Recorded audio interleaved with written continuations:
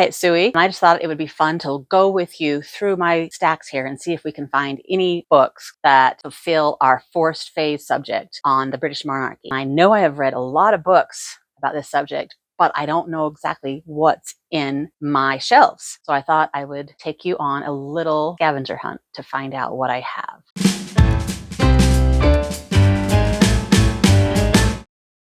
Okay, first of all, here is the whole big fiction section. And I'm counting Arthur books as British monarchy. Do we think that works?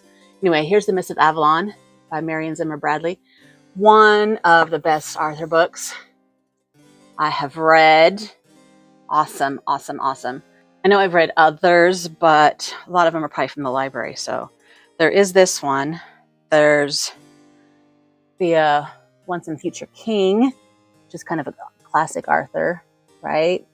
Everybody needs to read that one for sure.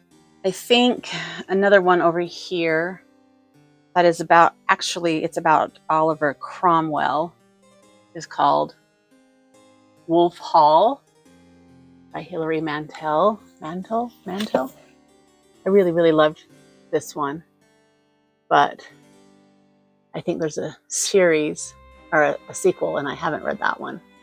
Then there's these Edward Rutherford books, and I have read this one, Sarum, which is about the building up of England. But then there's this one called London, which I don't think I've read. And I bet that it would have some really good stuff about the British monarchy. And then right next to it is The Princes of Ireland. That one would be good too, I think. I haven't read either of those. I've read this one. I can't remember if I read this is the one about Russia. And then there's one about New York. And then there's one called The Forest, which I can't remember what that one's about. He's very detailed, very, very detailed. It's awesome. Over here in the nonfiction section, we have these two Alison Weir books. Alison Weir, The Six Wives of Henry VIII. And I have read this one probably a couple times, I think. One time I did a book review for my mom's book club. They do the book club where somebody reads a book and then comes and tells everyone about it. So one time I was a guest speaker at her book club, and I had learned this book inside and out. I had visual aids and all kinds of fun things, but that was years ago before, we had technology. And then I got this one because I loved it. I loved that one so much. I got this one, but you guys, I can't remember if I've even read this one. So maybe part of my forced phase is to figure out if I've read this one, and if not, maybe add that to my list. I was trying to remember if there was any middle grade books on this subject.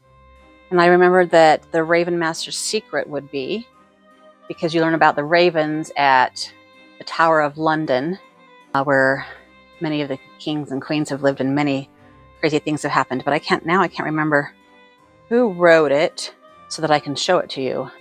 I can't think of what YAs I've read that are on this subject, but I feel like there's probably something.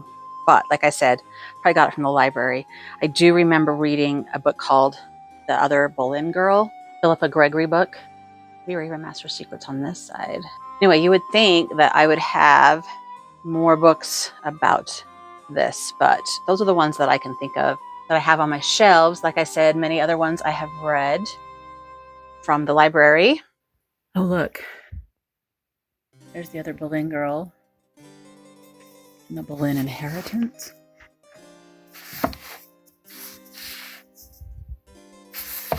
So I guess I do have those on my shelf. I don't remember reading the second one.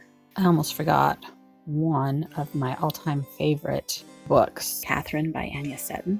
There it is, right there. This is about 14th century England.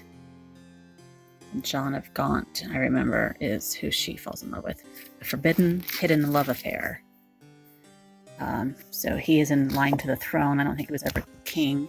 But yeah, it's a lot of the really interesting craziness that happens in the British monarchy.